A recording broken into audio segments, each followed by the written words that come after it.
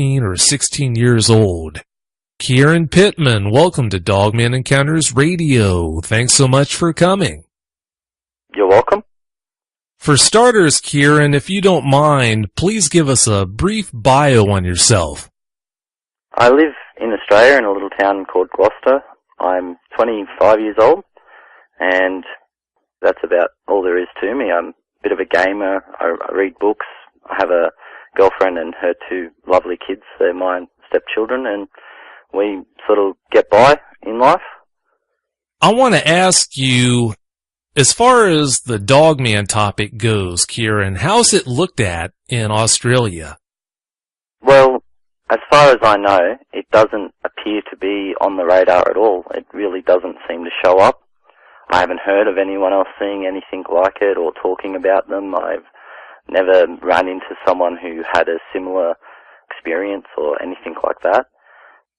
To me, I guess it's not really known, if that makes sense. When did you first hear about Dogmen? Do you mean Dogman or my experience? When was the first time that you knew that there was supposed to be something out there, whether in Australia or any other place in the world, that people called Dogmen?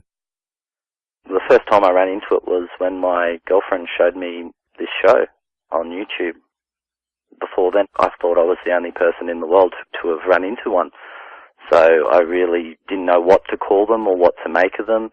I tried Google searching a few different things and nothing ever came up with it, but I tried to get as much information as I could on the old school werewolf tales, because that to me was the closest thing I could relate to the creature I saw.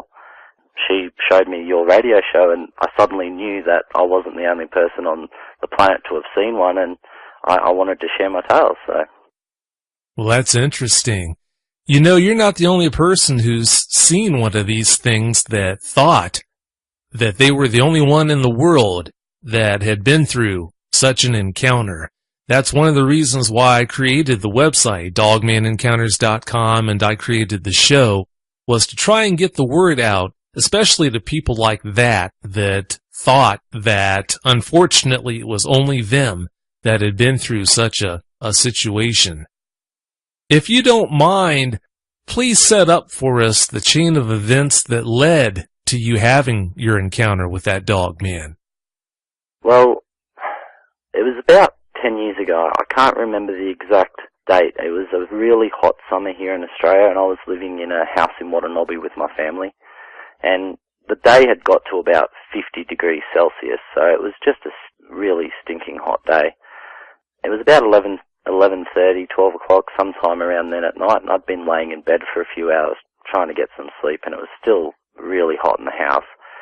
So I got up and went to the kitchen and grabbed a glass of water, and I went back down the little hallway, and straight opposite my room at the time was the laundry and then the back door onto a little step. So I just walked out there and stood out in the cool air to cool down, and I was having a drink of water and looking out at there's a big empty paddock next to the house, and all behind us is all bush and scrubland, and I love just standing out there and, you know, looking at the empty paddocks and the empty fields and forests and woodlands and that. So I was standing out there having a cool drink, relaxing and trying to get cool down to go back inside to have a sleep, when I either heard something or I felt something, or I wanted to, for whatever reason, look to my left, which was down the backyard. So I turned and looked down the yard, and that's when I saw the creature. How old were you when you had that encounter? I think I was between birthdays. I was either 15 or 16. I can't remember. I'm leaning more towards 16, but I can't really remember exactly how old I was. It's not like there's an age where it is a good thing to have an encounter, but that's especially still too young to have one. You're just not prepared for something like that.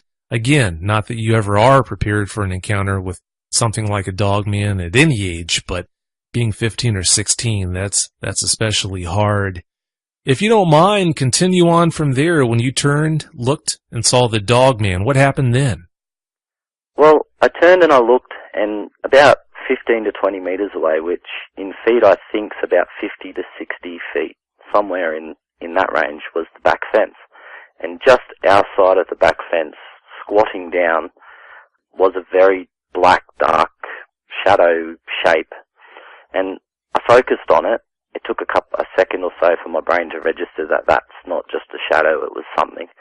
And looking at it, to me, it looked like a dark, shaggy human with very long hair, very well built, not super muscular, but very strong muscle definition would be the right word. Looking at the creature, it was looking down the yard, down the hill, towards the side fence that I had just been looking out over, and I was looking straight at it. It had its left hand resting up on the top of the fence, and its right hand was between its knees as it knelt there to brace itself, I guess. And that's when the creature turned its head and looked straight at me. It had a dog's muzzle, or a wolf's muzzle. It had pointed ears, very thick, dark fur all over the back of its head and its neck and its shoulders. In places thicker and thinner, but it was completely covered in hair. And it had these eyes that I'll never forget, these piercing blue human-like eyes that just stared straight through me. We locked eyes. I stared at it for, I said forever. It felt like minutes passed, but really it must have only been two to 3 seconds. And in that 2 or 3 seconds, it felt to me like the creature assessed me, whether I was predator, a threat, food, what I was, and for whatever reason it decided I wasn't worth its time. I just got that feeling that it wasn't worth going after me, and that's when I basically ran away. I freaked out pretty hardcore. I don't really remember much of what happened next. I must have gone inside, closed the door and locked it behind me, and I ran inside. I grabbed a letter opener, a silver letter opener, and climbed into my wardrobe, closed the door behind me, and that's where my parents found me in the morning. I was still sitting in the bottom of the wardrobe, clutching this thing. I'd fallen asleep at some point in the night. I don't know how. I honestly, I went into a bit of a state of shock, I think. I really don't remember what happened. And, yeah, that was basically my whole encounter. It must have only been a 5 to 10 second look at the creature, but I'll never forget it. It's burned into my mind. Oh, I can understand that.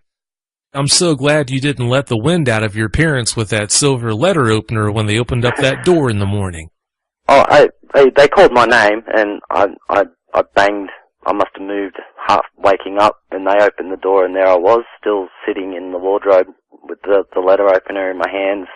I don't know why I grabbed a silver letter opener over a knife. Part of me thinks instinctually I just associated it straight away with a werewolf, which, as I said before, is the only creature that comes close to what I saw. At the time, I didn't know about dogmen or anything like that, so I just, werewolf from movie, werewolf in backyard, and I just went with that, you know, and that's basically my entire encounter. Of all the werewolf movies that you've seen, Kieran, which movie represents the dogman that you saw the closest? I've wondered that, because after I saw it, I really began to want to know more about werewolves. So I looked into every werewolf movie, I read werewolf books, I looked up the first werewolf encounter in Germany, in the Black Forest. I went a little werewolf crazy, to be honest. The closest I would have to say is a toss-up between the British movie Dog Soldiers or the Underworld movies. Not the one where they look more like cats, but the one where they've given them the proper muzzle. It's sort of a mix between the two, if that makes sense. Yeah, it sure does. The Underworld movies are mentioned quite often when it comes to eyewitnesses describing how the dogman that they saw looked. So I'm not surprised at all to hear you reference that movie when you're trying to describe the one that you saw. Now, having said all of that, did you get a chance to take a look at its legs? I know you said that you saw it had its right hand down between its legs as it was kind of crouched there. You're saying that its right arm was kind of used to support its weight? Maybe it was just a comfortable position, but it was touching the ground with its right hand between its knees. To be honest, it looked like an elongated dog's hind leg. It had the dog's ankle with that reverse sort of angle from the feet to the ankle. That joint looked like a dog's, especially how it was tucked up underneath its backside, and its knee bent like ours did. So it did have hocks, just like a dog or a horse would. Yes, that's the correct word, hocks. Sorry, I was struggling for a word there. If it had hocks like that, dogs and horses, instead of having what's called a knee, they've got what's called a stifle joint. It's a flatter type of knee horizontally than what a hominid-style knee would look like. Is that what this had, or was its knee more human-like in appearance, rounder? The way it was kneeling, it had to have been more human-like, I'd say. It looked exactly like, I don't know if you've seen a ninja movie when they crouch down and they've got their feet underneath their backsides. That's exactly the knee shape it had. It was bent and the knee nearly doubled over on itself, if that makes sense. Yeah, it does. Now, when you're describing the fur on this dog, man, I wasn't totally clear on what you were describing there. Were you saying that it almost had a form of a mane up around its head, neck, and shoulders? Yeah, the fur, the only thing I could sort of compare it to would be, do you know some dog breeds and wolves, like a husky, how they have a lot of thick fur right behind its shoulders and around the back of their neck? That's what it looked like. The hair or fur was a lot thicker there. And then on the rest of its body, although it was there, it got slightly thinner all the way down to the hands and the bottom half of the leg, the ankle from the hock down sort of thing. I didn't really see what fur was on it. I just remember the shoulders and the back of the head and even halfway down its back sort of thing were very thick fur. Did you ever get an idea what it was focused on before it turned its head and looked at you? As far as I could tell, I mean, I'd just been looking in the same direction it had, and the paddock which led to there was probably a 200-metre or 200-yard empty space of grassland, followed by a bit of a brushy, wooded area. And as far as I could tell, there was absolutely nothing in there. I didn't see anything before I looked at it. It seemed to be quite intent on that area. I don't know if I gasped or something, but it sort of snapped its head towards me, and that's when I freaked out. Well, if you did gasp, I don't think anyone could blame you. That's for sure. What kind of size estimate would you give on this thing? Well, the fence would have been between 5 and 6 feet tall, and kneeling down it was coming up about halfway. So standing fully erect, I would have to estimate at least 6 to 7 feet, maybe 8. It'd be within that size range. Its arms looked quite comfortable reaching from halfway down the fence to the top of the fence. Its elbow was slightly bent, so it had to have been quite tall. Yeah, I'd say it sure sounds like it. Since you're in the beginning stages of familiarizing yourself with my show, you might not know that the type of dogman that you saw is what I refer to as being a canine type.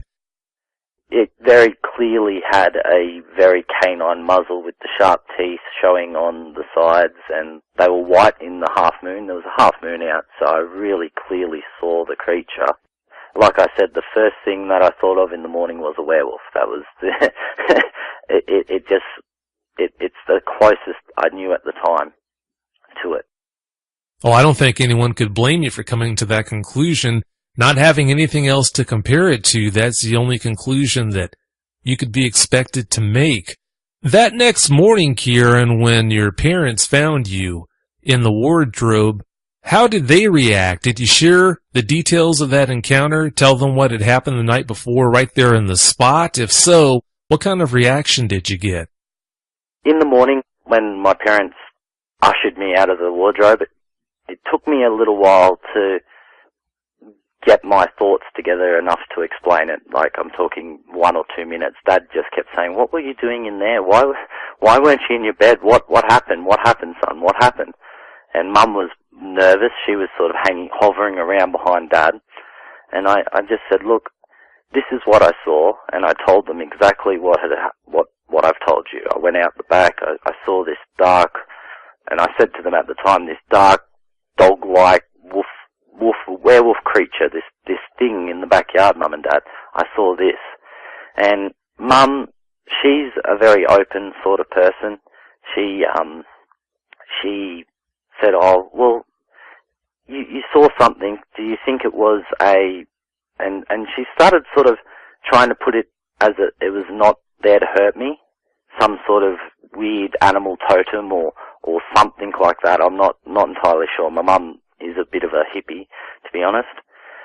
And Dad, he did the age-old, I guess the typical father thing. He just wanted to calm me down. I was shaking and wandering around the house. I was looking out windows. I was getting anxious, raising my voice even to try and, "Dad, there's something out there." And he said, "Look, son, you probably saw a large black dog trying to get over the fence, jumping out of our yard." We had a lot of chickens at the time. His thought was maybe there was a dog trying to get some of the chickens and I busted it, so it took off over the fence. I said, "No, Dad, he said, we'll go and have a look." So very reluctantly we went out the back, unlocked the door. I said, "Did you hear me slam the door?" They said, "No, you didn't slam it. We heard you close the door." So I don't know, maybe I went into a zombie mode of some description because I didn't run and I didn't slam the door. I just quietly walked inside and got in my wardrobe. We went outside and my glass of water I had dropped was sitting on the grass. Thankfully it didn't break. It had just fallen straight from the back step onto the grass, and we wandered down to the back fence, and I don't know how I did it. I'm glad my dad was there because I don't think I would have gone without my father around. I was very, very nervous. We're not allowed firearms in Australia. Well, we are allowed firearms, but you need special licenses and et cetera, so we didn't have a gun or anything. And we looked around the fence line. Dad started walking up and down the fence line, and he ended up jumping the fence, and he pointed out a very large canine footprint. It looked just like a dog's footprint, except it was probably the size of a bread and butter plate. It was massive. And he said, "See, you saw just a really large dog climbing back over to get into the bushland. Maybe it was a feral dog and it had got mange, and that's why it looked strange." And I didn't believe him, but I said, "Yeah, Dad, that's probably what I saw. Just to get it over and done with. I'd had enough. I just wanted to get inside and forget about it, or try and put it out of my mind." So that was it. Wow, that's a tough situation to deal with. When you have people that support you, when you tell them about the encounters that you had, or the encounter that you had, that makes it so much easier than when you're not believed, like it sounds like was the case in your situation there. I'm sure your dad had to realize that even the biggest dog's not going to leave a print the size of a bread plate like that. I've never spoken to my father about it since, so I have a sneaking suspicion that although he realized that maybe it wasn't just a dog, I think he just wanted me to calm down.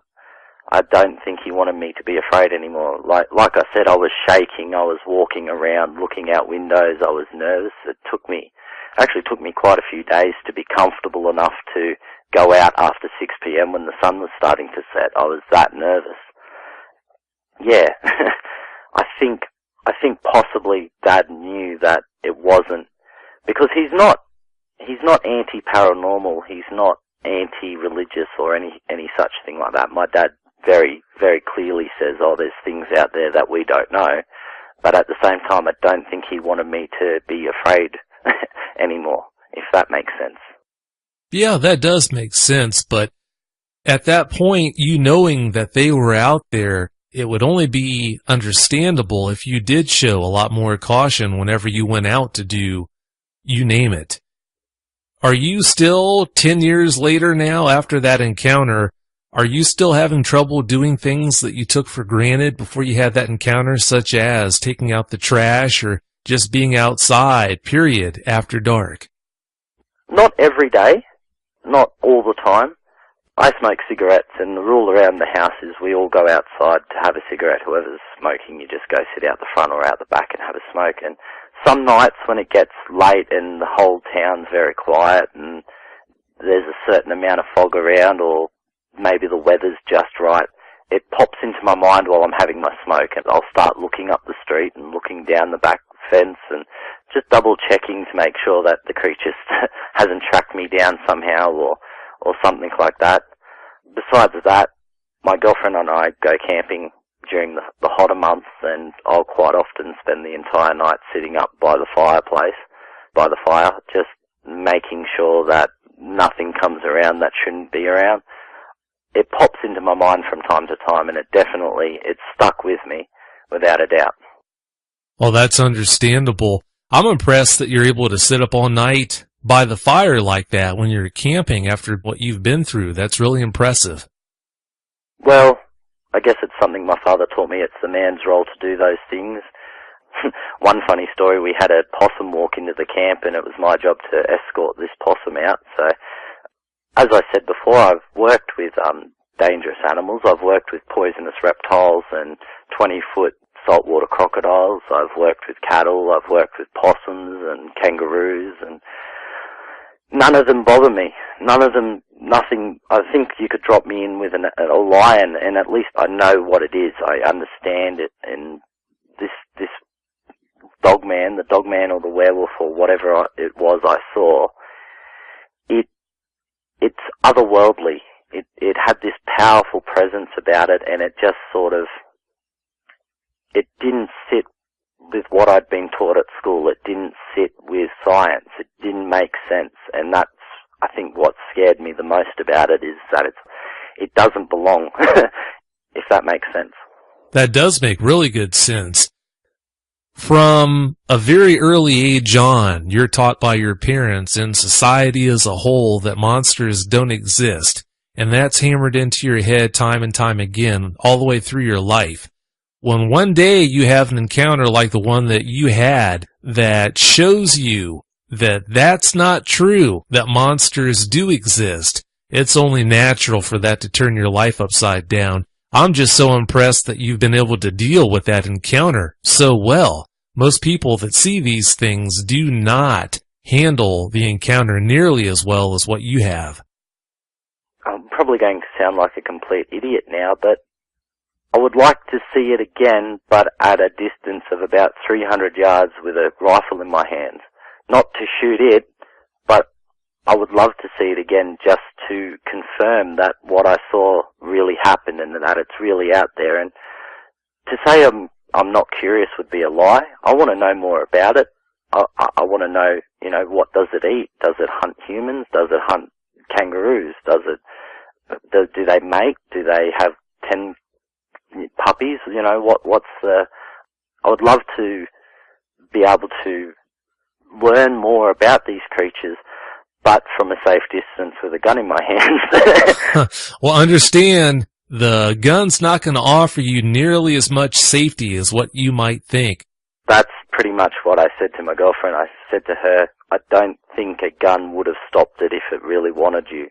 I listened to one of your shows just recently about these young teenagers running away from the dogman, and it caught up to them and tore one of their shirts. And I said to my girlfriend, if it got close enough to tear a shirt, it could have killed them. There's no way they could have outrun it. I don't know if they do mock charges like a gorilla or if they just try to get you away from them, but they definitely... The feeling I got from it was like a lion in a cage, like that pure, natural power that if it wanted me off that back step, if it wanted to get into the house to get me, it could have. and for whatever reason it decided not to. It might have been busy doing something else, or it might have just said, oh, it's not worth all the hassle.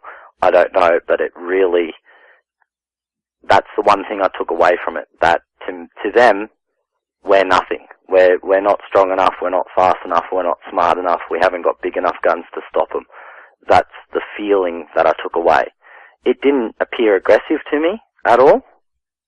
It seemed actually completely uninterested, indifferent to me. It looked at me and I didn't see it snarl, it didn't growl, it flicked its ears towards me when it looked, but beyond that it didn't appear to show any sort of interest in me whatsoever. So maybe it was a vegetarian, I don't know, but it definitely had this air of pure natural power, like I'd imagine a grizzly bear to have, that presence, and I just knew that if it wanted me, it could easily have taken me. You made so many good points there. I'm going to try and make sure I address all of them that I can recall. The first thing I want to address that you just said there, since it was only 60 or so feet away when you saw it, you're right on the money. If it wanted to close that distance and get you, it could do that so quick there wouldn't be all that much that you'd be able to do. And also you mentioned if it wanted to get into the house, it could. I'm sure it wouldn't be any trouble for it to do that. So you're right on the money with that as well. To back up and address something that you mentioned earlier, you talked about it having blue eyes. That might seem very strange, the idea that something like a dogman could have blue eyes, but just like you're not the first person in the world to encounter one of these things, Kieran, you're not the first person to report seeing a dogman that had blue eyes either. There's a gentleman in Michigan that reported seeing a dogman at his door that had sparkling blue eyes. So, yeah, you're not the only one that's seen that. I'm not sure if that makes it even creepier or what, as if they're not creepy as can be all on their own. That's what I meant before when I said I'm curious. I would love to find out why some have red eyes and some have blue eyes. All the shows I've listened to of yours, they have red eyes. Now that you've told me that other people do have blue-eyed dogman encounters, it's very reassuring, but at the same time it just makes me more curious about the creature. They're so different. I would love to know more about them. Well, if you ever do have a chance to study one, I sure hope you study it at a very far distance. Don't make that mistake of getting too close. Yeah, don't worry, I'll have binoculars and a telescope. That'll be about as close as I want to be. That's much better. Yeah, curiosity killed the cat, and if you made that mistake, you just might wind up being the cat. Also, too, I don't want you to second-guess yourself. You talked about how you'd like to see one again, just to reinforce that you did, in fact, see one that night. I don't need to tell you, you did see what you thought you saw. You're not crazy. That did happen, unfortunately. Fortunately, though, that dogman, like you said, wasn't outwardly aggressive towards you. It sounds like it was flat-out benign, which is as good as that encounter could have been. It wasn't there to be nice to me. If I'd gone closer, it might have reacted. I don't know, but to me, the one feeling I got was, you're beneath me, I'm too busy. It had that real sense of just, kind of like, I don't know if you've had cats, but you know when a cat and you're calling their name and they look at you and then sort of go, whatever, and look away? That's the feeling I got. Instead of being interested and wanting to be anything to do with me, it was like, you're so far beneath me right now, go away. That's the feeling I got from it. I don't know. You know what, Kieran? You're not the first person to report feeling that either. I've heard that on more than one occasion where an eyewitness reported getting that feeling like it felt like it was superior to the eyewitness. And it was hard for them to describe, but that was the gist of the feeling that they got. I'm superior to you. As long as you don't challenge my superiority or authority, everything's going to be all right. To be honest, it almost felt like it had better things to do. That's the exact feeling I got from it. just no interest in me whatsoever. I might have been invisible as far as it's concerned.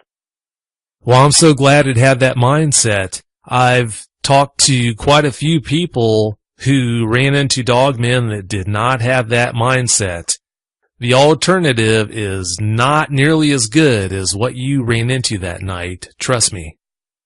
As I said, if it had been aggressive, I don't know if I'd be standing here in one piece. It honestly was close enough that I'm surprised I couldn't hear it breathing. It was that close, and looking at it, I know it could have closed that gap within seconds, faster than Usain Bolt.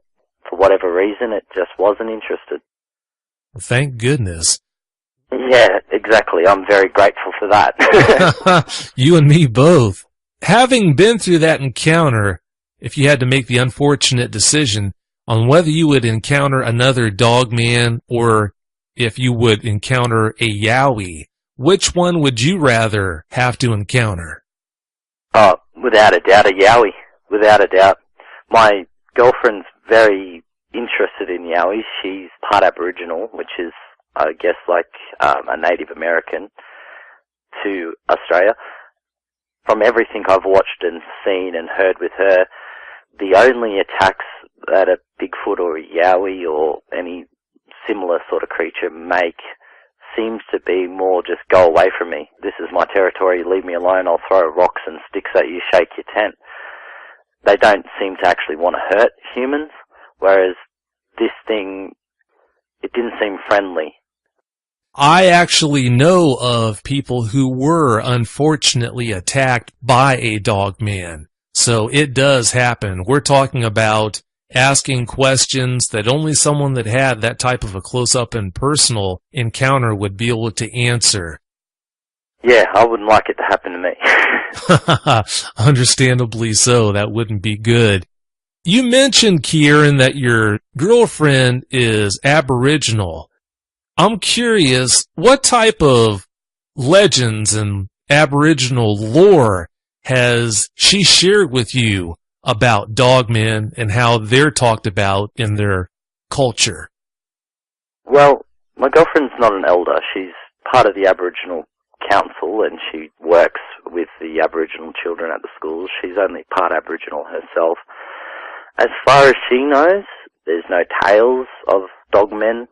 She knows a lot about the hairy man, which is the Aboriginal sort of catch-all for the Yowie. They call it the hairy man. There's a few other names for them as well, but she knows that there's a lot of tales about them. Even in where I've moved to now, there's tales of hairy man in the region. But as far as dogman goes, she said she's never heard of anything to do with them in Aboriginal tales or stories or anything like that. So maybe they came with the Europeans. I don't know. As far as the areas go where I hear about encounters, I've got to tell you that Australia, lucky for you, Australia seems to be one of the areas that has a lower amount of encounters than a lot of other areas. With the way encounters seem to be increasing over time, I wouldn't be surprised if you hearing about these kind of encounters becomes more common, maybe even a lot more common. I hope that doesn't happen, but like I said, I wouldn't be surprised. Australia's so big and so very empty. We're a huge country and we've got such a small population that there are just millions and millions of acres for the creatures to hide in. So I wouldn't be surprised if as our population grows and we start encroaching on more of their territory, the encounters with dogmen do go up. I would not be surprised at all. Yeah, that wouldn't surprise me either. Like you mentioned, you've got so much unoccupied land there where people just don't go. That's right. Watanabe and the Central Coast is quite a sizable area by Australian standards. And my next door paddock went for kilometres of just empty farmland, the occasional thicket of brush, trees, and then behind the house was all national parks right up to the freeway and then the other side of it. So we're talking just where I lived in quite a populous area, there was hundreds of acres there of just empty bushland. If you had that much open land where people didn't go outside of Watanabe there, After you had your encounter, did you hear about anyone else having a dogman encounter? Absolutely nothing. I've heard nothing in the area when I was living there, and I've heard nothing since. I still have some friends who live down there, and I haven't exactly asked, have you heard of any werewolf sightings in the area, but no one's mentioned anything to me, so as far as I know, I was the only one in the region to have seen one. Possibly others have, and I just don't know them, or they haven't reported it, or maybe they don't know who to report it to, if you know what I mean, but as far as I know, I'm the only one to have seen one there. You know, I wouldn't be surprised in the least if you were not the only person in that area to have an encounter. Understand that most people who see these things seem not to want to share it with the public and put it out there. They might tell close friends and family about that encounter, but in more cases than not, it's not something that they're going to broadcast out there where people outside their close circles are ever going to hear about it. It's like, if you say to them, I saw a dogman or a werewolf, people really, since they're so filled in the movies, there's so many werewolf movies and books and the media, I think that people just instantly disregard it, because if it's in a movie, it can't be real. There can't be any basis in reality for it. Whereas if you see other cryptids, such as a Bigfoot or what have you, a Yowie, then people are much more likely to say, well, it's possible, or if you see an alien, people say, maybe you're crazy, maybe you're not, but it's more accepted than if you go around saying, I saw a werewolf or I saw a dogman, this is what it is. And I think it's far more accepted to see other cryptids. Maybe people just don't want to accept that a creature like that could exist. Yeah, I think you're right on the money with all those points that you made. Maybe people just don't want to accept the fact that these things are out there. It sure is a lot more comforting to think that they're not out there than to accept the fact that they are. Exactly. They can't hurt you if they're not real, so. Yeah, that's right. You've got some really good points that you made there. I want to ask you, you live in Gloucester right now, which you told me the house where you live at has got a lot more in the way of woods around it than where you had that encounter. That had to be kind of a hard move to make, considering what you had been through already.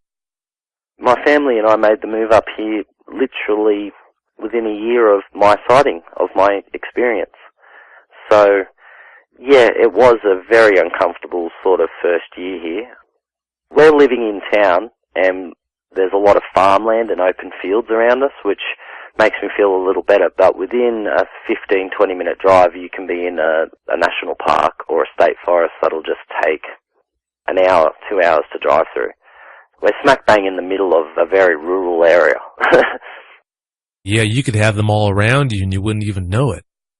Exactly. Yeah, the thought has crossed my mind. When we're out camping, I often think that. At first, we only camped in the car, which was great, because at least I felt that there was some metal between us and whatever else was out there. But lately, we've moved to the tent, and I think it's just something I'm going to have to learn to confront, because I don't want to spend the rest of my life living inside. And to be honest, I really don't think 4 walls and a door would stop it. No, 4 walls and a door would not stop it. Being inside a car or a truck wouldn't stop one of these things. It makes you feel better, though, if you are. Yeah, I'm sure it would. It's a false comfort, though. You know deep down inside that if it wanted to, it could still get in.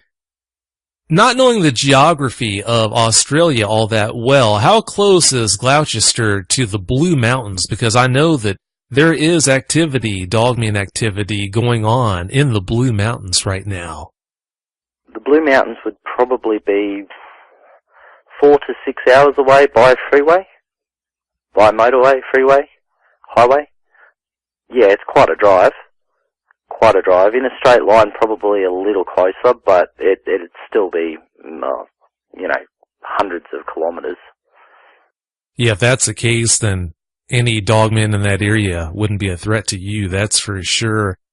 No, but I would say that Gloucester and its surroundings surrounds are very similar to parts of the Blue Mountains, so I wouldn't be surprised if they're down there. They might be here. I can't say.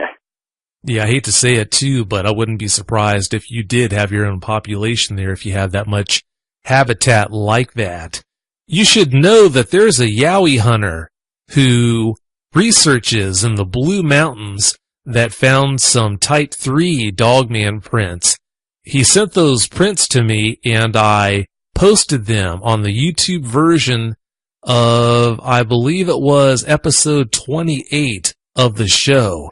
As you work your way through the shows, Kieran, once you get up to episode 28, or if you decide to jump the gun and just go straight to the YouTube version of the show to take a look at the prints, I wanted to make sure that you knew that they were there. I think it was 3 photos maybe that I posted on that video that you'll be able to take a look at and everything. I'll go and have a look later today. That'd be great. Now, I know this is a pick'em question, but after having had that encounter, what do you think was the scariest part about having it? It was either the eyes that looked straight at me and decided I wasn't even worthy of being prey, or it was just the pure sense of power from the creature. The two of them together was what really pushed me over the edge, I think. It's what freaked me out enough to walk inside like a zombie and grab a letter opener and climb into a wardrobe. Just that sense of being prey, being a rabbit. Yeah, you're not used to that feeling. You're used to being on the top of the food chain. All of a sudden you go out back late that night and find out that you're not on the top. You're a peg or two down. So that's only natural that you're going to feel that way. No one can blame you for that. Well, Kieran, at this point, it's about time to wrap the show up. Do you have any closing comments you'd like to make? Not that I can think of. That's all right. That's no problem at all. Well, I really want to thank you for coming on and sharing the details of your encounter with us. I really appreciate it. Thank you very much for having me, mate. Oh, anytime. It's been great talking with you. Please don't be a stranger, okay? No problem. I really appreciate it. Well, have yourself a great night. You have yourself a great night. It's daytime here, so I've got to go do some housework now. Well, don't work too hard. No, I'll try not to, mate. That sounds good. Have a great night. You too, mate. Thanks. Bye. Bye. If you've had a Dogman encounter and you want to speak with me, whether in private or on the show, you can reach me at contact@dogmanencounters.com. I'd love to hear from you. Our guest tonight is Phoenix Rose from Rochester, New York. Phoenix, welcome to Dogman Encounters Radio. Thanks so much for coming. Thank you for having me. Phoenix, please give us a brief bio on yourself. Well, I'm a nurse. I work in a very large emergency department in the city. We see about 300 patients in 24 hours. I'm a mom. My 2 youngest children are with me, my 15-year-old and my 19-year-old. And I'm also an artist. I do photography and oils and acrylics. Sounds like you get into a lot of pastimes there. One of those pastimes that you get into would include a lot of time spent out in the wilderness. Could you tell us about that? Yes. I have, for a long time, been going camping since I was a little girl. I used to go fishing with my grandfather, and when I got older, I got into mining for gemstones and crystals, particularly Herkimer diamonds. And I've been taking my son with me since he was a tiny little baby. I put him up in my baby backpack and take him camping with me. So, very outdoorsy. I spend a lot of time outdoors. Besides the camping thing, I like to go out and do photography, and that's something I also enjoy. Speaking of the photography that you like to do, going out into the woods to snap photos, that's something that we're going to touch on later on in the show. You had some interesting discoveries that you stumbled upon while doing that. But before we get into that, I wanted to ask you, when you were growing up, did you believe in cryptids such as Bigfoot, the Loch Ness Monster, you name it? Well, growing up, I didn't really believe in any of that. I thought that was all TV stuff. I grew up watching traditional horror movies. And to be honest with you, growing up, we really didn't watch much TV or anything. I came from one of those families where you really weren't allowed to watch TV. We would watch TV for a little while, and then it was bedtime. The only thing that I knew about monsters and all that kind of stuff was the old Lon Chaney movies with Frankenstein and Werewolf and The Mummy, and I never even heard of Bigfoot until many years later. When you were an adult later on in your life, what was your take on this whole thing about Bigfoot and other cryptids? When you would hear people say that they had had encounters with them, did you blow it off as nonsense, or were you open to the possibility that they might be telling the truth? I used to periodically hear that about stuff like that, and I'd be like, oh my God, these people must be crazy. There's no such thing. Maybe they think they saw that, but they probably saw something else. Maybe they just got confused, or they're just telling big-time stories. And, you know, I never, ever would have believed it until I had my first encounter that I was going home and I saw an actual Sasquatch with my family, and and my actual first experience going home from work where I actually saw something. And after that, I was blown away because I did not really believe these things were real, and they're real. And you go through like the shock thing where you're like, oh my God, I thought these people were making it up. I thought they were telling stories and trying to get attention. No, those things are real, and it's kind of scary that they're all around us and we don't even know it. It is really scary. I hated the idea that you had to have that encounter and the Dogman encounter that we're going to get into in just a bit here, but at least now you know that they are out there. With all the time that you like to spend in the woods camping and doing other things, I think it's better that you know that they are in fact out there rather than stumble along oblivious to the fact that they do exist and consequently putting yourself in who knows what potential danger. Yeah, it's changed my world though, because I was always a nature girl, you know, going into the woods was my sanctuary. Even as a young girl, that's where I went. Even a very little girl, when I lived with my grandmother, that's what I would do. I would get up in the morning and go play in the woods and not come back till it got dark, and after school off to the woods again and exploring and playing. And I would find a nice tree and fall asleep under the tree listening to the birds and everything, and it was like paradise to me. It was my escape, and wasn't scared of anything, wasn't worried about anything. And when I would get upset, that's where I would go, off to the woods for my walk and find some nice nature to relax and explore and enjoy.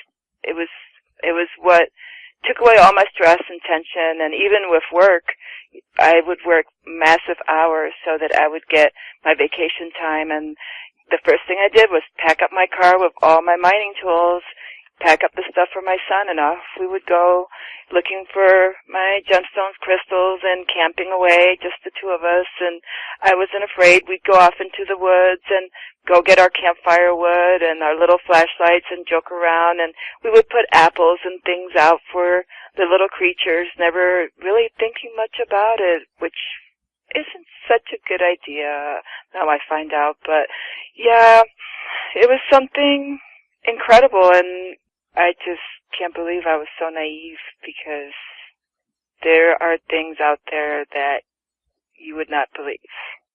Well, don't feel bad. It wasn't a matter of you being naive.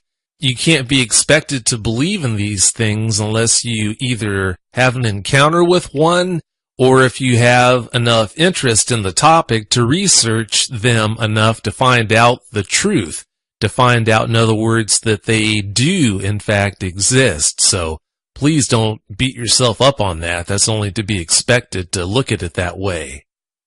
Yeah, well, thank you. until you have an experience and you see something, you just kind of like brush it off. I mean, I have a medical background. I have a science background. You know, we're taught to be very logical and to rule things out and figure things out. And most of the time you're like, yeah, well, that's a misidentification.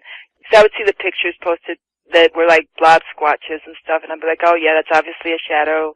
You know, that's obviously matrixing from the camera or something. And, you know, I never really believed it. But as I was camping, weird things were starting to happen that really started making me question things. Like, we were finding weird structures, weird things in the woods that didn't make sense on how the trees ended up in those positions, or certain noises we started hearing, and we were like, what is that? And a lot of times when I first started hearing some of these noises and my son was with me, I wouldn't even like say anything to him because I didn't want to scare him, and I would tell myself, well, that's got to be a coyote, that must be an owl, and I would come home and start researching some of the sounds, and I was like, not quite. That kind of started piquing my interest. I started trying to do research, but I really didn't find much. I guess maybe I wasn't using the right keywords because at the time I didn't really have the knowledge about a lot of the stuff that's out there as far as what these things were, what were these tree formations and things I was seeing, what were these sounds. And so, like I said, it wasn't until later on, after I had my experiences, I ended up getting a Facebook account, and I started meeting other people, and that's when I started finding out about this whole Bigfoot world. And I wanted to share some of my experiences with people, but I found out that it's not a very nice world out there, and there's a lot of skeptical people, and they'll tear you apart. And I've tried to share some of my pictures that we had taken of some of the branch breaking and reconfigurations that we had found, and met some, I guess my son calls them trolls, that weren't very nice, and that totally turned me off. And I decided, you know what, I didn't even share my best pictures with you, so I'm not even going to share anything. And I just totally went away from those sites, and it wasn't until I found out about you through another friend of mine, and until I had my other encounter, my most recent encounter, that I told a friend of mine, and they were like, Rose, you saw a dog man. And I was like, what? And I thought it was a werewolf. And anyway, we'll get into that story, but I found out that the world out there isn't very kind to most people, and that it made me realize that there's a lot of people out there that have probably seen stuff and probably will not say anything because of the ridicule. So anyway, I just kept shut. I didn't mention it to anybody else or said anything until today, and we're sharing it with you. Well, I'm awfully glad you found out about me, and consequently we have a chance to get your story out. It's a good one, that's for sure. And as far as the trolls and those message boards in the forums would go, it's because of people like that that so many people, like you just mentioned, who have had these unfortunate encounters, so many of these people just don't put their stories out there for fear of ridicule, like you were just talking about. It really is a shame that you've got mental midgets like that that mistreat people who could really use the help getting over their encounters. Yes, I was just looking for answers, and that was one of the things I said before I dropped out of those two different sites. I said, you know, I came here looking for answers. I came here because I had many questions, and I was hoping to be led in the right direction to find out what is going on, what are these creatures, do other people know about them, are other people seeing them, how dangerous are they? You know, and I told them before I signed off these groups, I said, you know, it's too bad that there's so much hatred and pointing fingers and distrust among this community, because we could really gain a lot of knowledge from being there for each other. And it takes a lot of courage to admit to seeing things, to finding things. And even with the tree structures, these different people tried to tear it up and stuff, and we tried to explain that these obviously were not cut by an axe. These obviously weren't randomly put there by nature. Somebody did this. Why would somebody go through the effort of breaking all these trees and branches that were quite thick and some of them at quite a high height just for fun? Who does this? We were just looking for answers, and so I decided, you know what, I'm too busy. I work 60-plus hours in the ER, and the little bit of free time I have, I want to enjoy it and be with my son and do our exploring and our photography and stuff, because he does photography with me, too. I just put it on the side burner, and then a while after that, I started checking out some different sites, and I found you, and I really loved how polite you are to the people who have had these experiences. These experiences are not to be taken lightly. They are very traumatic. Most people don't even realize how traumatic it is until years later. I mean, my most recent experience was 2 years ago as far as an actual visual encounter at a close range. And I never realized until, like, even today, thinking about it, what happened, what I saw, made me physically ill. I couldn't even talk. I had to lay down and take a nap because bringing back the memory of all these things and realizing how close to home these creatures are made me physically ill. It's not like I'm worried that a dogman's going to come and break down my door. I mean, I have a huge Victorian house. It's going to take a little work. I'm sure they could probably get in if they wanted to because these things are huge. And until one has seen one, you don't realize how big they are, how strong they are, how fast they are, and how stealth they are. It's like looking at a cartoon, something that doesn't even seem real. And you get into this shock where you're like, oh my God, how can something so big and so strong live among us and we don't even know it? Oh, there are so many things about dogmen that are just so hard to understand. I'd like to talk about the dogman encounter that you had. If you don't mind, Phoenix, please take us from the moment where you were getting off work through the encounter, recalling every last detail that comes to mind. Take us all the way up until you got home that night and told the first person that you elected to tell about your experience. I had just finished working a really stressful, hectic shift, and normally what I like to do after I am finished working in the ED is I'll play some music and sing with my music and try to de-stress that way. I have almost an hour drive home, and Rochester is a pretty big city. It's a lot of traffic, but it's also located in such a way that there are lots of small farms all over the place. There's lots of woods. There's a river there. There's gorges. Down here right across from my hospital is a cemetery, huge cemetery that is very famous. You can drive through it. And if you go down Elmwood Avenue and you keep going, it turns into a very residential area with these beautiful houses. I discovered that I could go all the way down Elmwood and keep going into the residential area. And then as you go into the residential area, you start seeing all these beautiful houses that have fancy lighting, and they look like a painting. So I love to go through there late at night, and I'll drive slowly and check out the houses and, you know, run ideas about, oh, that would make a good photograph and stuff like that. Anyway, I was driving down, and as you're going down Elmwood, you get to a section where there's a country club.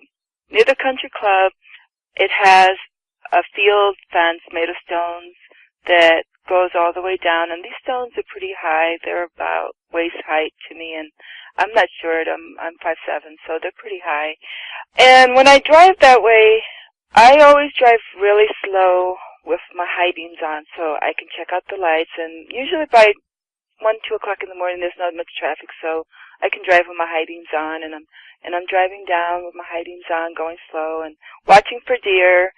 I'm very paranoid about deer because I've hit deer at least twice now where they've come out of nowhere. So late at night, I like to be real careful and look for deer.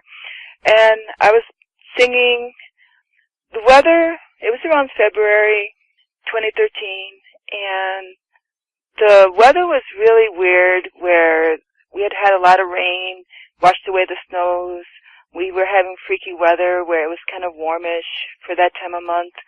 So I had my windows down, and I'm singing, and it was a foggy night. So I had my high beams on, and I'm going slow. From my left side, I see this movement in these bushes, these trees that were on my left side. So I slowed down even more, thinking, there's going to be a deer jumping out any minute from there. And much to my surprise, this creature jumped out. First, when it broke out of the bushes, it was kind of on all fours, but it was really kind of on all threes, because on its left hand, it had behind its back like it was carrying something. I stopped my car because I was afraid I was going to hit it, because it literally was 5 feet in front of my car. And I'm watching this thing jump in front of my car, and as it's going across, it goes on 2 feet with still one hand behind its back. The other arm is now raised, covering its face, and I could see his eyes.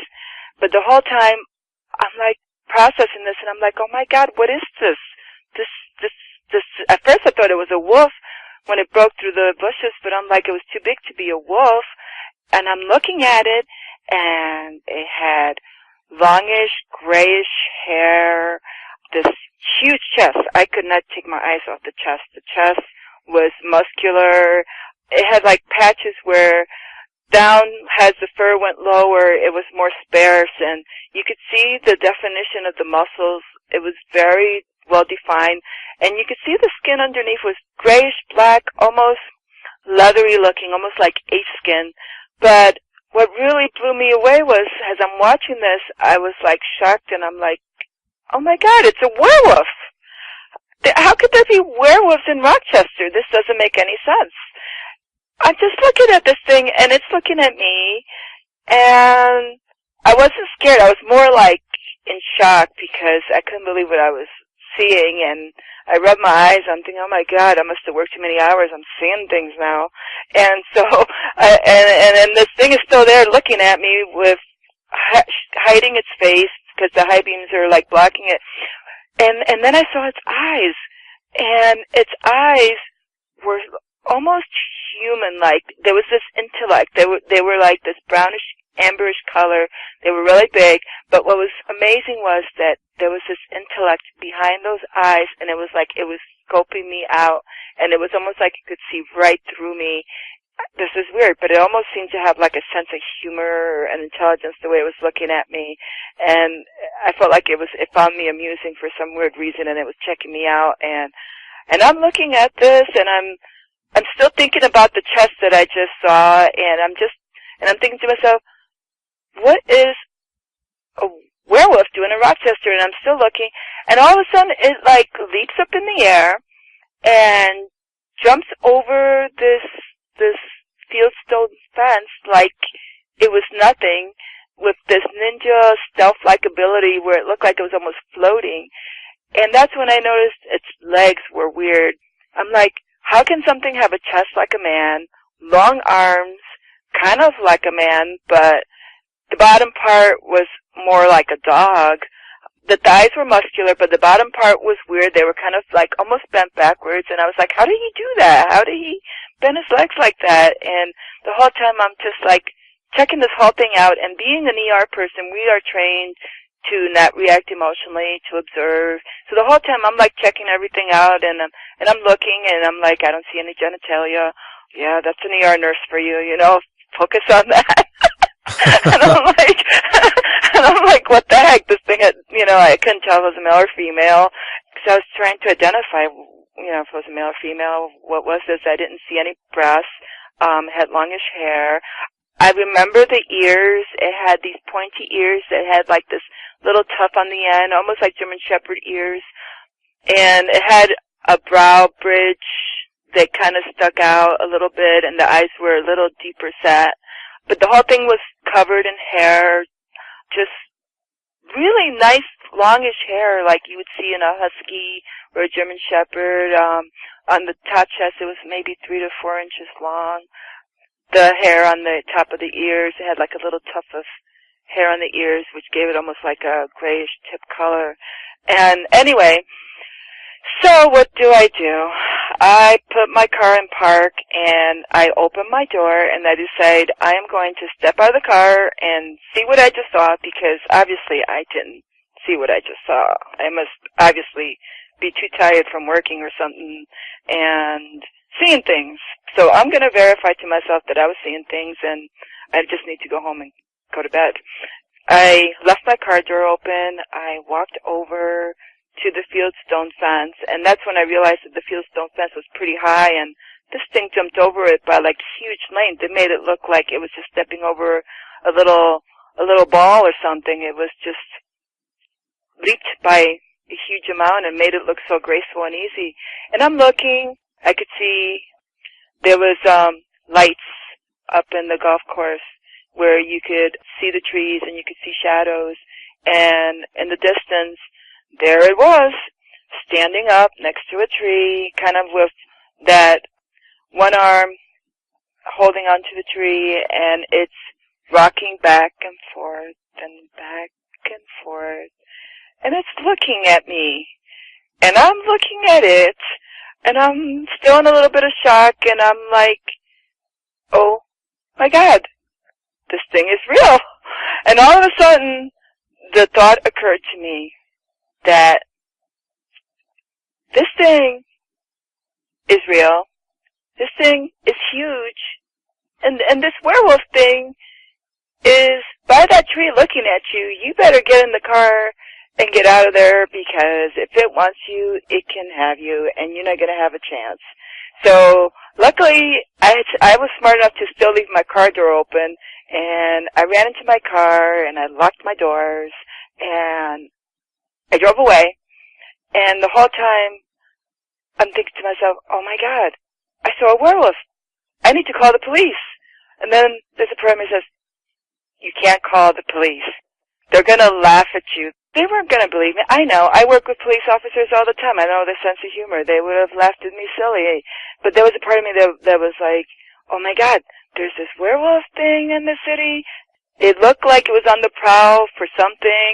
The way it was carrying food, I was thinking maybe it had gotten into the garbage at the country club and maybe was eating steak or something, because that time of the year there's a lot of parties and people throw out all kinds of steak and lobster and who knows what. So, hey, what better place for a dog man, werewolf, whatever, to rummage than the country club, you know? So I'm driving home, and now I'm scared.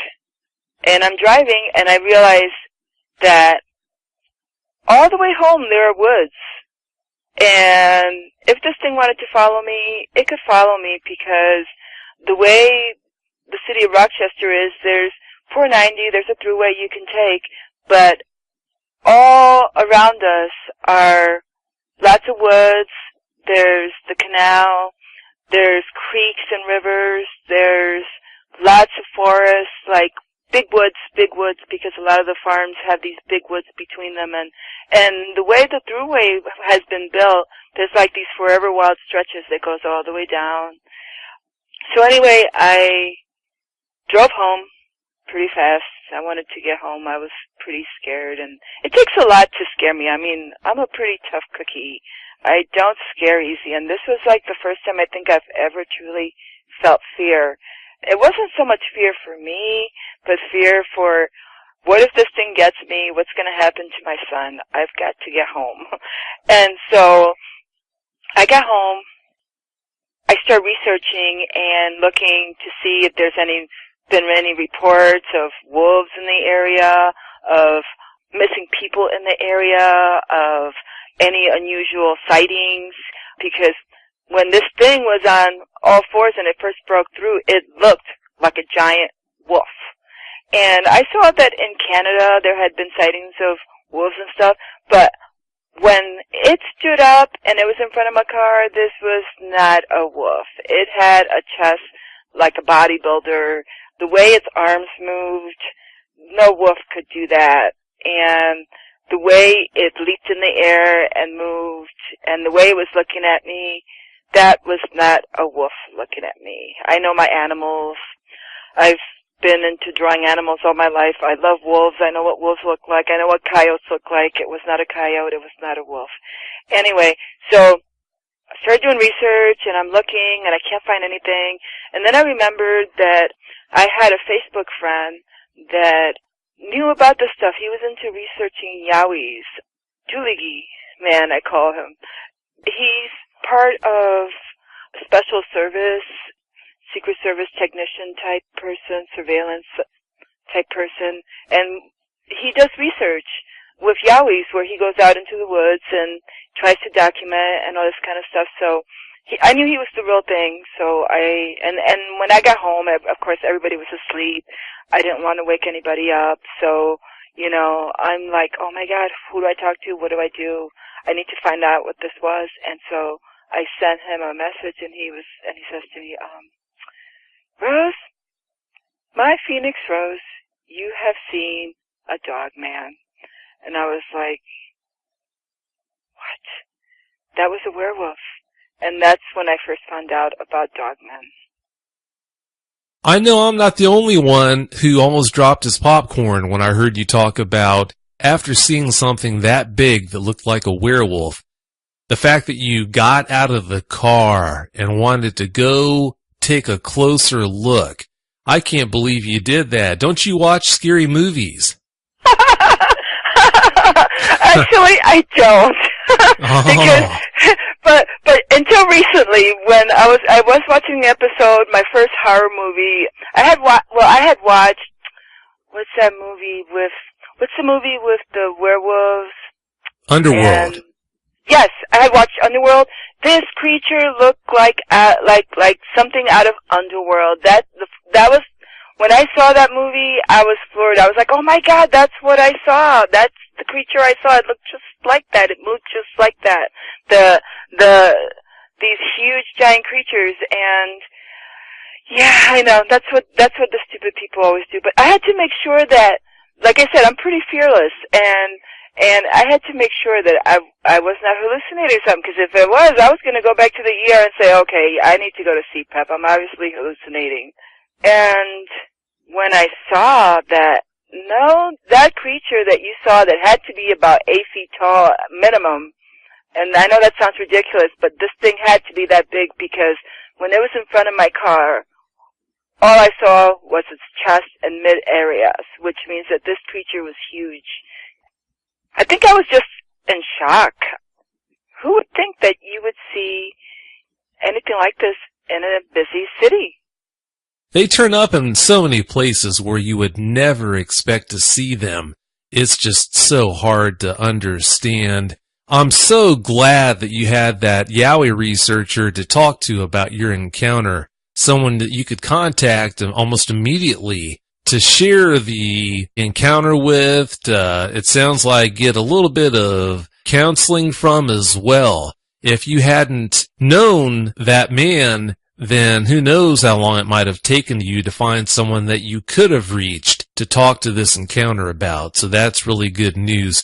One thing I want to ask you about with regards to that encounter is, I know that you said it took you around 2 years to come out and openly talk about that encounter.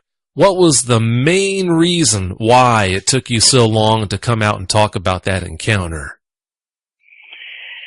Well, I am a nurse, and being a professional, you have to be careful. You're always in people's sight, and people aren't going to believe you when you tell them that you saw a dog man. I mean, a few of my friends I had talked to about Sasquatch and stuff, and I had told them about how we saw a Sasquatch once when we were coming back from a trip, and my son was a baby in the back seat. And they kind of testing the waters, I'd be like, hey, have you ever heard of Bigfoot? And they would laugh, and I'd be like, oh, there's no such thing. If I had told anybody that I saw a dog man, a werewolf creature, they would have, thought I was nuts. And I didn't really want that. I tried to tell other people, like through those internet sites when I tried to connect and see if they knew anything, and I was testing the waters, but I didn't feel like I could trust them. I didn't feel like they were going to be helpful in any way, and I saw how they tore other people apart, and I just didn't want to go through that. I didn't need to share it in that way. I know what I saw was real, and I had kind of pushed it out of the back of my mind because for a long time, even to this day, there's a part of me that gets very scared being in the woods. When I come home late at night, I get scared. The next day, after I had gotten home, something left a big black walnut in the rim of my car. And I thought, well, that's kind of weird. I kind of shook it off, and then it did that progressively a couple of times during that week, kind of to let me know, no, that wasn't an accident. And it's so weird, but I almost felt like it was letting me know, yeah, I know you're here, and I'm just letting you know that I'm here too. And I know that sounds crazy, but these things, there was an intelligence behind it that I think they could track anybody down. And given all the woods and stuff that we have everywhere, I'm not surprised that it would be around. And recently, driving, I found some different markers that kind of indicate that not only is the possibility that the dogman could be out closer to my home, but that there's also a Sasquatch in the area.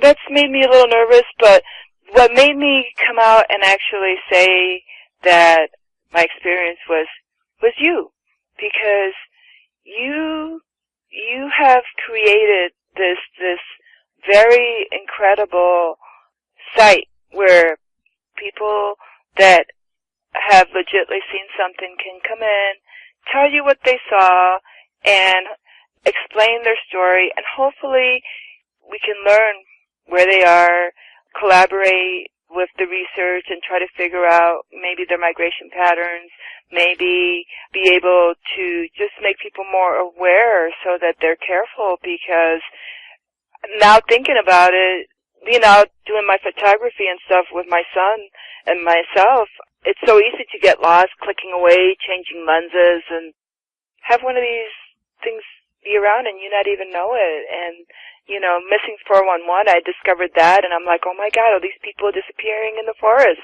And I bet you that's part of the reason, because if these things want to get you, you would not have a chance. I mean, we are so fragile. I mean, you could have a giant shotgun and I don't think it would have touched it. So, anyway, yeah, it's because I think that people like me who have had these experiences need to be able to come out and tell somebody what they saw, share it with other people, and hopefully create a network where we can be there for each other and help each other through this. Because here I am 2 years later, and, today when we were going to talk and stuff, I started thinking about everything. I became physically ill thinking about this creature, and it made me realize, wow, now here I am, a veteran seasoned nurse who's won all kinds of awards, dealt with all kinds of situations, raised in Long Island, New York City. I've traveled all over the world, and I'm not a sissy girl. If it affected me this way, how is it affecting other people out there? I mean, I even have a martial arts background, and so I don't scare easy. I will stand up to the toughest big guy and look him right in the eye. But this thing, no, I would not have had a chance. It was so big, it could have thrown me over the shoulder and taken off, and there was nothing I could do. I could have had a big shotgun and shot it. I don't think it would have touched it. Yeah, the whole shotgun thing has been tried before, and unfortunately the results were not very favorable, to say the least. You said several things that I want to touch upon here, Phoenix. With regards to the missing 411 comment, do you know of any missing persons cases in and around that area? Well, it's kind of interesting because that night when this thing was in town, I did notice in the paper that there was a prostitute that had disappeared in that area, a small lady, And there's always lots of missing people everywhere, but this is kind of a area where we've had a couple of serial killers because the gorges are, shot-crossed. So our gorges are such that I guess they were good for hiding bodies.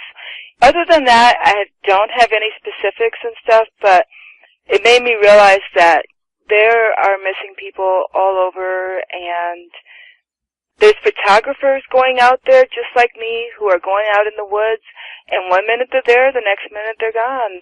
There's children that you'll be with them, and a few steps behind, these children are disappearing. And it's very scary because nobody knows what it is, but I will tell you this, if these dog men get hungry, they can easily snatch a kid, and that kid would not have a chance. They could easily steal women or men, and you would not have a chance. You could put the biggest, strongest guy, and he would not have a chance. Not after what I saw. Oh, there's no doubt about that. Yeah, no one would stand a chance against one of these things, seemingly whether they were armed or not.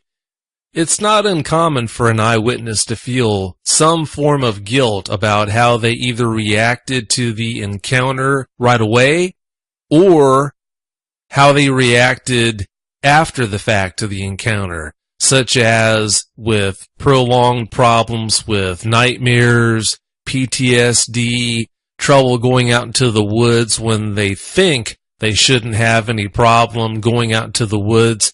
Have you gone through any periods where you felt some form of guilt because of how you reacted to that encounter, such as you might feel like you overreacted, you felt more fear than you should have, or you are currently feeling more fear than you should be feeling?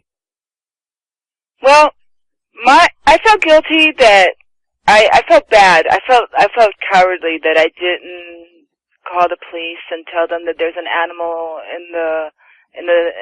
at the country club and they need to check it out because I was afraid they would laugh at me. And so there's a part of me that wishes that I'd had my camera and I could have gotten some actual pictures of this thing because I knew that it was going to be hard for anybody to ever believe me.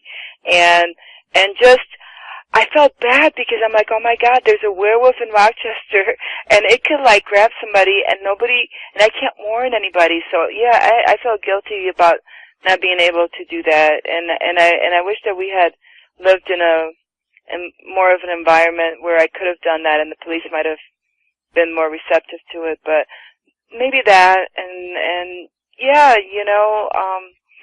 I will never be able to sleep out in the woods by myself again. Even the thought of pitching a tent by myself with just my son has me really creeped out. And I was thinking, well, maybe I need to get a big dog and I can take it with me. But then I've been hearing stories that they don't really like the dogs either. So I'm not sure that's such a good idea. But on the other hand, I love nature, and I really don't plan on stopping mining for my crystals and gemstones, or doing my photography. But I'm a lot more careful now. Once it starts getting dark, it's like, okay, time to turn around and go back. So I guess that, and maybe what happened today where I thought, when you're an ER person, you were taught, okay, you're in a situation, step outside the box, handle the situation, and then after it's all done, then you can let it go, have your little pity party, brush it off, get over it, and go on to the next. And I'm really good at that. So I was able to basically push it off in the back and forget about it. But then, like today, last time when I tried to think about it, all of a sudden, my stomach started turning into a knot. I started to feel like I was going to throw up. And I just did not feel good. And it made me realize how, even though it was not a violent encounter, and even though I think this thing was more curious than anything, there was something about it that was very traumatizing in the sense that it felt dangerous, like it could harm people, it could eat people if it wanted to, and nobody would know because they're so good at hiding in the shadows, they move so fast that you could have one in your backyard and not even know it's hiding behind your shed. That's true, and that's been done before. There was a young man, if I remember correctly, that was 6'8", 6'9", who went out to start his family's vehicles at a family get-together way out in the sticks. I can't remember if that was in Wisconsin or not, but he went out there to do that, and as he was putting the key into the lock on the first car's door, this dog man rose up from behind that car. And this dog man was so big, even though this young man was 6'8", 6'9", this dog man was looking down at him. Needless to say, he was not used to being looked down upon. That really shook him up, understandably. He started yelling out and heading back for the house, and as he did that, from what I understand, the dog man ran off. But, yeah, not a very good scene at all. I want to share something with you with regards to your comment about how you feel maybe at least a little bit of regret about how you reacted and how you said you didn't get the word out like you wish you would have after that encounter. I really hope you don't second guess yourself. I hope you don't feel any regret whatsoever with how you reacted to that encounter. As you know, everyone's going to react differently to a traumatic encounter like that, Phoenix, and you did the best that you could. You dealt with it the best way you knew how. So there is no right way or wrong way to react. I hope you don't beat yourself up over how you did react to that, because you handled it, like I said, the best way you knew how. Well, thank you, yes, and that's, I guess, how you have to look at it, because at the time there was nothing I could do. I didn't have any of my photography equipment with me. My photography equipment's all professional equipment. It's very expensive, and I don't carry it with me when I go to work. I had a little cheap phone, and I did try to see if I could get a quick picture of it, but all I got was darkness. It didn't have the zoom capacity or anything to do anything, and once I realized that this dogman werewolf thing was standing by the tree, it was looking off in another direction, and it was looking at me where there was these other trees and bushes, and all I could think of is, oh my God, there's probably more than one of them. That's when fear hit into me. Not so much for the one that was standing looking at me, but almost like this feeling like there was another one, and it was the other one that put that fear in me. And I was like, oh my God, I better get out of here. So, yeah, thank you for being there for people like us. It's not easy sharing these stories, but I just feel that it's important. I've been very honest with my son. My son he's known about all the stories from the beginning, and so at least I have my family that I can share these things with, and I'm glad that you were there for other people who also need to share this, because after sharing this, I just feel like a weight has been lifting off my shoulders, It's like having a big dark secret that you know, and you just have to tell somebody, but you don't know who to tell. Oh, sure. If an eyewitness can muster the ability to come out and share their experience, to get it out there, it does seem like that is a huge help as far as the whole recovery process goes. So, yeah, I am so glad that you are at the point where you are able to come forward and talk about this encounter that you had. Now, having said that, Phoenix, you mentioned your son. He's here to tell us about another encounter that you had that, in my opinion, just might have conditioned you for this dogman encounter you had. If you don't mind, I'd love to talk to him about that encounter. I'd love to hear from him, and you too, if you'd like to add to anything that he says about that encounter. Sounds great. This is Joseph. Hey, Joseph. Hello there. Thanks for coming on the show. Your mother told me in the pre-interview and in other conversations about this encounter that you had some years ago. If you don't mind, please tell us all about what happened. We went camping and mining. After a long, hard day of work, camp was all set up, and we went to sleep. But about about like 1 o'clock in the morning or so, we started hearing like noises. My mom was actually the one who heard them first, and she woke me up. I'm surprised I didn't wake up on my own, because these noises, they were very, very loud. Like, you could, everywhere within like 2 miles could have probably heard them. They were like, they sounded almost like monkeys. It's very odd. It sounded like I was in like some sort of forest in Central America somewhere, where there's monkeys all around me. That's what it sounded like. Yeah, we listened to them for a good while. I eventually was like, cool, and just went back to sleep, because I was pretty tired. And, I don't know how long my mom was up after that, though. Sledgehammer. What? I had the sledgehammer. Here. Go ahead, finish the story about that in the morning. Oh, and, in the morning, we looked around, the location, and there was other people camping near us, and their cars, everybody was gone, pretty much. There was only, like, 1 or 2 left. Everybody just, like, drove off in the middle of the night. I don't blame him. I can't say I blame him at all.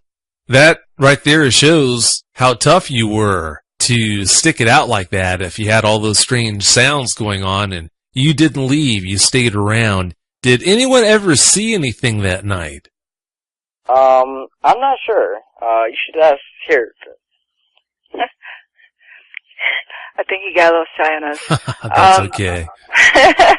No, to be honest with you, that next morning, I didn't sleep all night, and we were really shook up, and we ended up packing everything and going back home. I wanted to give you back to Joseph, because he also has found wood structures and stuff that maybe he can share with you. Sure. A couple times we've gone on photo shoots, take pictures of the woods and such, and we've seen structures, like strange wood structures, like she was telling you about, where there's big tree limbs and like broken, like something giant took both ends of them and snapped them, and they were like twisted almost too. It was very weird. Some of them, there's like a teepee made with them. It was pretty big. It was interesting. And we took quite a few pictures of that. Yeah, and that was close to where we live. Were you there that day when your mother saw that huge X structure? What'd you say? Were you present that day when your mom found that big X structure in the woods? Oh, yeah. That was on the photo shoot, I think. That's interesting. When she told me about that, I'm not sure if she shared this with you, but it's alleged that they'll erect an X structure like that as a warning to keep out of a given area.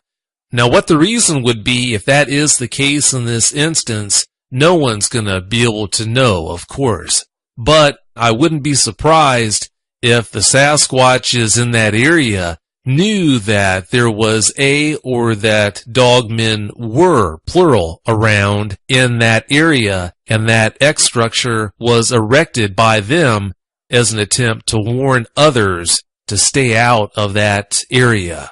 I'm sure they weren't trying to warn humans to stay out of that area because dogmen were around. I think they were probably just trying to warn other Sasquatches that might not have known better to keep out of that area because of possible dogmen that were in there. Your mother said that there's a swamp back behind where she found that X structure. Understand, too, Joseph, that for whatever reason, dogmen seem to be fond of swamps, swampy areas.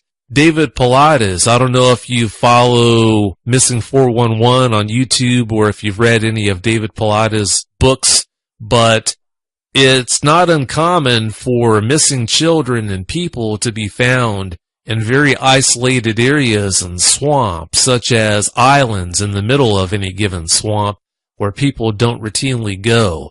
I wouldn't be surprised in instances like that if it was, in fact, a dog man or a dog men that abducted those people and took them to those remote, isolated islands. But I can't prove that. That's just an idea. That's just my opinion. So I'm back. I think Joseph ran out of words. That's okay. He did really well. Yeah, the faces he was making when you were telling him that were quite interesting. I think the thought that these creatures are so close to home is kind of a little disturbing. Oh, it is. No doubt about that. We went for a walk this fall, and near my house is a lot of woods, and we took our little Chihuahua for a walk, and we got a little disoriented and lost, and it was really weird because it felt like there was something. We got lost in this one area that was really thick and lots of pines, and it felt like we were being followed. And we would walk, and I thought I heard something. We'd stop, and it would stop, and we were finally able to find our way back out. And when we were almost out, we heard this whoop type sound, and it was like a female voice, and it was really soft, and it was like. We both looked at each other and we were like, I was like, did you hear that? And he was like, yeah. And I was like, what was that? It wasn't until later on that I found out that I guess Sasquatches will do that whoop type noise to let the babies or whatever know that there's people around. So, and I thought that was interesting that it was high up on the hill where you couldn't really see it because it has a hill that goes up to a high elevation. And that was the direction that I kept hearing something following us. So whatever was in there was obviously following us, and we didn't even know it. It wasn't until we were right by the side of the road and ready to step out that she made that little whooping noise, and it made me realize, oh my God, they're in the woods near our house too now. And that was kind of scary. But at the same time, it was almost magical because the voice sounded kind of human-like, and that's what blew me away, that they can have almost like a human-sounding voice, and that they can be so stealth and so able to hide in the woods around us and us not even see them. They are the masters of the woods. Whenever we go into the woods, we are completely at their mercy, for a lack of a better word. Anytime they wanted to do anything to us, they would be able to, unfortunately. You mentioned the strange noises there around your house, Phoenix. You also stumbled upon some strange footprints around your house. Please tell us about that. Yeah. A few weeks ago, I came home again. You know, I worked that 12 to 12:30 shift, and by the time I get home, it's like 2 o'clock in the morning. I woke up and I heard this weird rattling noise, like something had taken the gutter and shook it or something. It was like this weird rattling noise that kind of shook through the whole house. And I was like, what was that? It woke me up, and I thought that was really weird, and I kind of like passed it off, and I was like, okay, maybe it's the weather or something, and tried to ignore it. But that night when I went to work and came back, I had the lights on, and I noticed the light was bouncing off this weird track. And there was this weird, almost like a handprint track, and then like right next to it was what looked like a big dog track. And I don't have a big dog anymore. I have a little teacup Chihuahua, so it was obviously not her print. And it was like so weird. That was actually what led me to you. I saw that print and I took a picture of it and I sent it to you because I was concerned that these creatures might be near my house. I don't know what it was. I'm thinking that it's a possibility that I might be having these Sasquatch coming through my yard and possibly these dogmen. Last year, my peach tree was totally raided, and in one night, all my peaches, even as far as the 12 feet high, were all gone. So it was like impossible that any human could come and do that all in one night. They waited till the peaches were perfect, and then all the peaches were gone. That kind of was a little unnerving for me, and that was what kind of started the whole thing of me contacting you, and I sent a picture just for my own reassurance, you know, and if nothing else, it was confirmation for me that they're out there.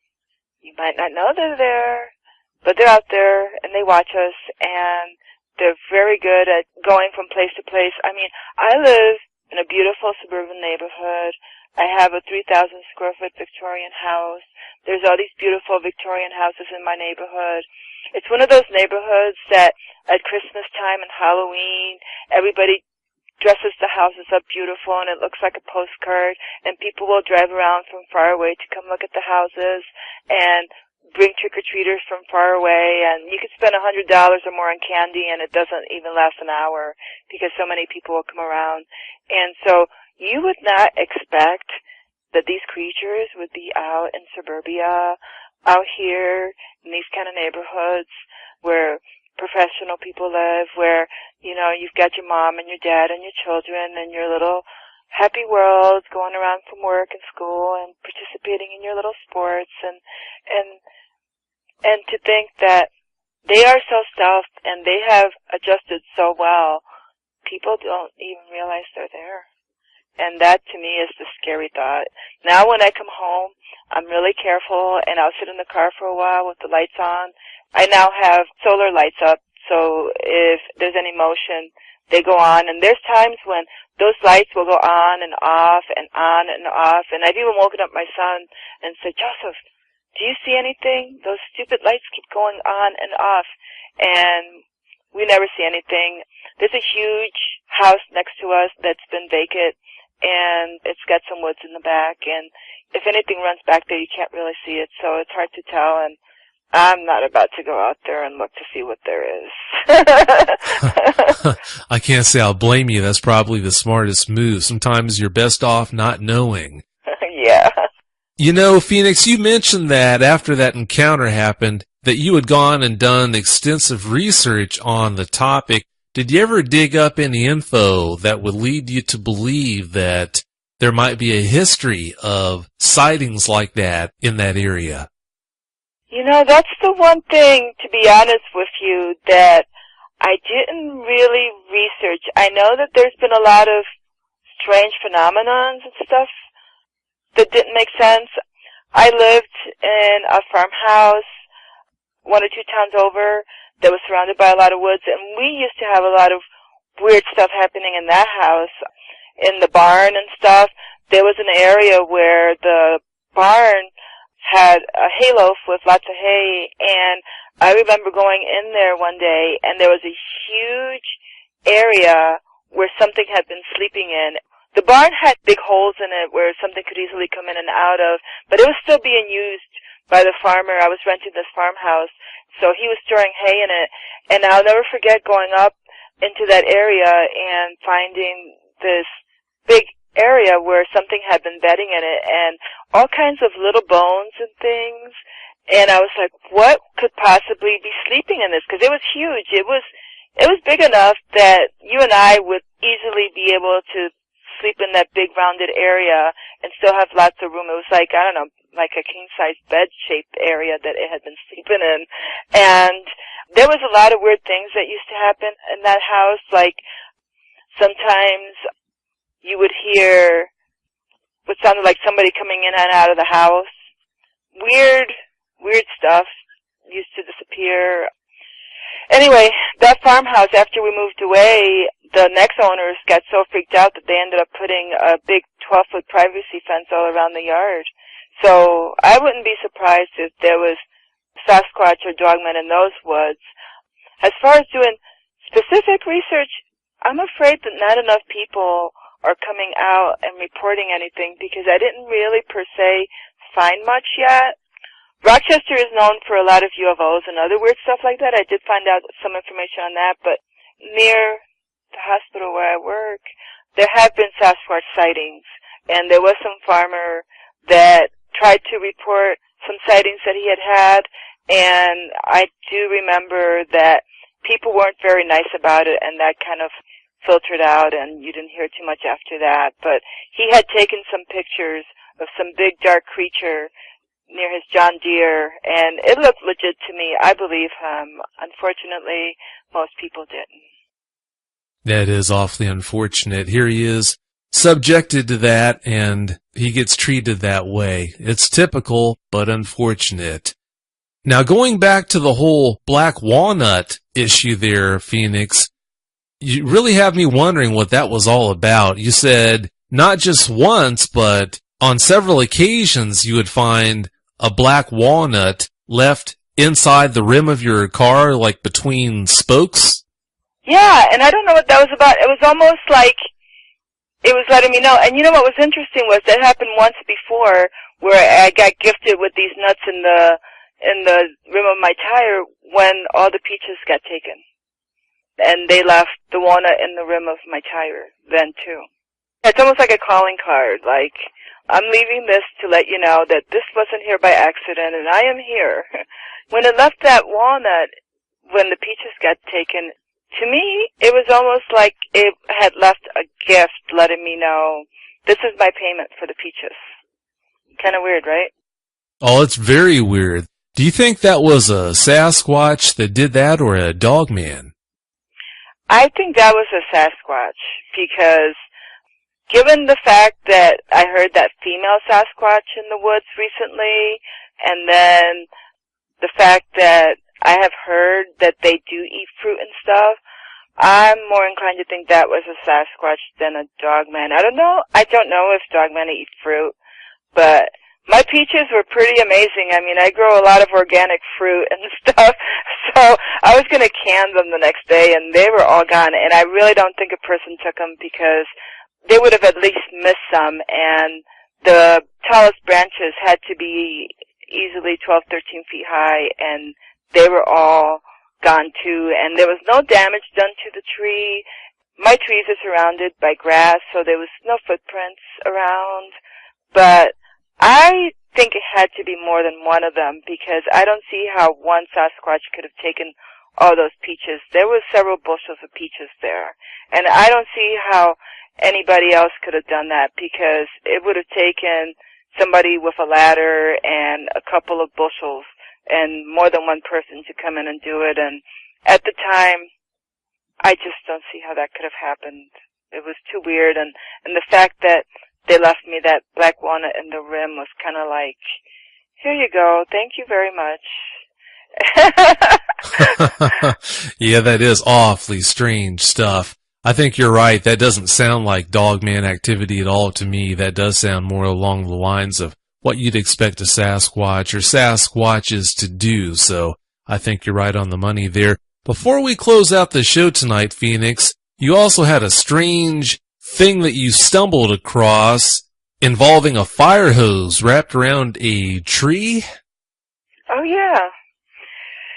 My son was with me at the time, and that was when we went on a photography shoot, and I had noticed when I was driving that there was these trees where about 12 feet up and higher, the branches looked like they had been snapped, twisted off. You could see where the bark was still wrapped around the tree like something had twisted these branches off, and these branches were pretty thick. I mean, these were not little branches. They were more like small logs in some areas. So I had convinced my son to go up to that area and park the car. Let's go on a photo shoot and explore this. So we started walking down, taking pictures of all the trees that were broken. And as we started walking down, he noticed that there was a fire hose. And something had taken the fire hose, wrapped it around the tree, tied it in this really like tight knot, and used it to climb down from the tree down into the ravine. So that was really weird. I'm like, who does that? And who can tie a fire hose like that? I thought that was really weird. My son and I, he convinced me to let's explore some more. So I'm like, okay, let's go check it out, see where this goes. He's fearless. So we climbed down the ravine on this long fire hose. And at the bottom we found the most pristine area that you never would have known was there because it was behind the guardrail and it was a drop, so you never would have seen it. And it was beautiful. It looked like a perfect fishing spot. There was water, like a nice big creek going around. And then that's when I discovered that it led to those huge woods that are right off the turnpike that go all the way up and into where my job is. And I was like, oh, now that's kind of weird. And that's also when we noticed that there was these holes. Something had taken a stick, or I don't know what it was. They had dug these holes that looked like maybe animals, woodchucks or something had been in, and it looked like something had like been digging into all these holes, like trying to get whatever was in these holes out. And I thought that was kind of weird. We took a few pictures of those too. But yeah, that was interesting, and it made me wonder, what was there, because that's where we ended up finding the wood structures, that the one that was where the branches were like woven together to form almost like a teepee thing, and where the branches from different trees had been broken off, some 2-3 feet above the ground and some as high as about 12 feet. And it was weird the way the trees in those areas were broken, because these trees were like growing off the ravine, and it would have been really hard for a person to get up there and break those branches, and it didn't make any sense. Why would somebody waste their energy and time to do that? It sure does make you wonder what in the world's going on in your area for all those strange things to happen. I don't think we're ever going to necessarily know, but it sure does make you wonder, that's for sure. Well, to wrap things up here, Phoenix, do you have any closing comments you'd like to make? Well, I just want to say thank you for what you're doing. I think it's very important that people be able to let others know what's going on. I just want to tell people, especially all those photographers and people out there who love the woods, to be careful. The woods seem so beautiful and so quiet and so safe, and I don't know how they do it, but they're able to hide in such a way that you don't see them, and they are so big and so strong that you wouldn't have a chance. I really don't recommend people traveling in the woods by themselves, and that if they do go out there, that they have some kind of protection. And if you have kids, just make sure that they don't go out there in those woods by themselves, because there are things out there that we don't understand that you would never believe. It wasn't until that night that I realized there are creatures that are like werewolves, and they have been around for many, many, many, many, many years. In my research, I found out this goes all the way back to the Native Americans. At one time, they had interactions with these creatures, and soon parted because of their inability to get along with them. They were stealing their women and their children and eating them. So, they knew about them, and somehow along the way, I guess we ended up thinking these were stories, and I'm telling you, they are not stories. They're out there, and please be careful.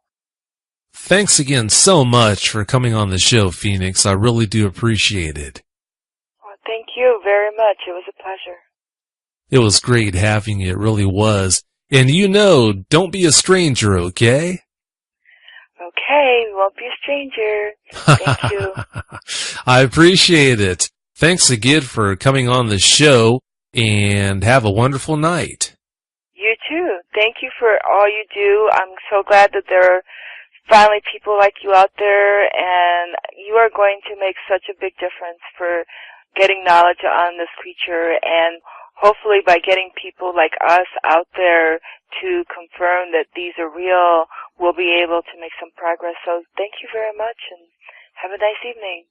Well, thanks for the good words. I'm just glad to be able to help, so that's a definite plus there. Well, thanks again, and have a great night. You too. Thanks. Bye. Bye. If you've had a dogman encounter and you want to speak with me, whether in private or on the show, you can reach me at contact@dogmanencounters.com. I'd love to hear from you.